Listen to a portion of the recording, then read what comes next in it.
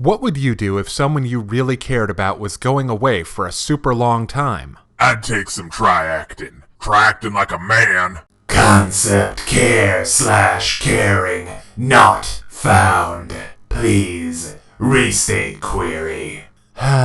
You two. My Little Pony, Tanks for the Memories, starts when... And winter is coming.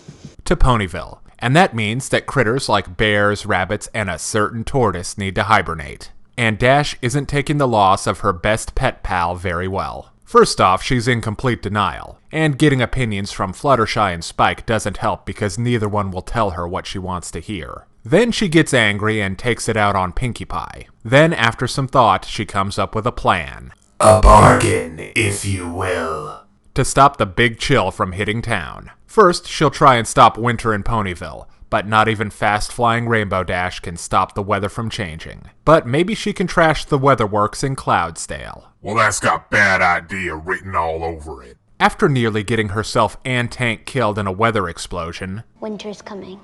To Ponyville faster than ever. And Dash falls into a deep depression. But after a good healing cry and the all-important group hug, Dash finally accepts Tank's death. I mean hibernation. Tanks for the Memories is an episode I respect more than I actually like. There's still a lot of good stuff in this episode, starting with the art style. There are tons of cool locations all over the place. We get glimpses of Spike's room, which is as crystallized as everything else in Twice Castle. Dash's room is cool. Also, she and Tank have super adorable matching slippers of each other. But the coolest spot of all has to be the Cloudsdale Winter Lab. It's a fantastic mad science wonderland, with all kinds of neat stuff like lightning in a bottle. There's even an awesome snowy explosion when winter finally does hit Ponyville. And of course, the awesome expressions that the ponies have are in full force, especially when Dashy goes off the deep end. The comedy is also very strong in this episode. Pinkie has some great scenes. AJ does too, especially during the sequence where the group is comforting Rainbow Dash.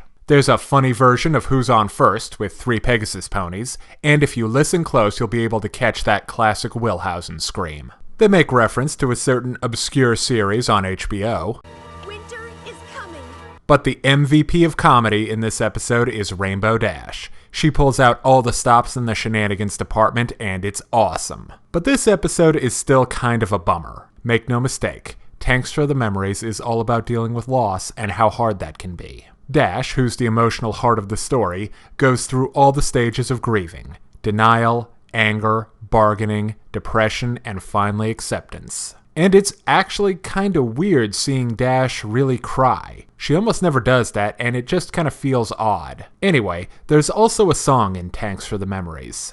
Basically, Dash is singing about how she'll do almost anything to keep winter away. And for what it is, it's not bad. It's upbeat and has some nice guitar work. But that just doesn't fit the mood of the episode. It's kinda too upbeat. I know Dash is kidding herself, but it's not quite manic enough to work as candy-colored gallows humor. And if they wanted to be serious, it would just have been better to do a sad song, in my opinion. Okay, now it's time to break down the good and the bad in My Little Pony, Tanks for the Memories. On the good side, the art design on the locations and expressions is great. The episode has a strong sense of humor, and you'll have your heartstrings pulled at by this sad parting. On the other hand, you'll have your heartstrings pulled by this sad parting. A double-edged sword cuts both ways. That doesn't sound safe. Never mind. And even though the song is good, it hits kind of a weird spot between dark comedy and melancholy tone-wise. So I give My Little Pony, Tanks for the Memories, a 3.5 out of 5. Be sure and come back next week for a rootin' tootin' good time with Appaloosa's Most Wanted, featuring the CMCs. And if you're interested in more reviews of anime, movies, TV shows, comic books, or video games, check out my channel on YouTube at StupidPrivate913, or find my Facebook and Deviantart pages for video updates and more. Thank you for watching. Hey kids, today's show is brought to you by the letter 4 and the number potato! I'm a stupid private.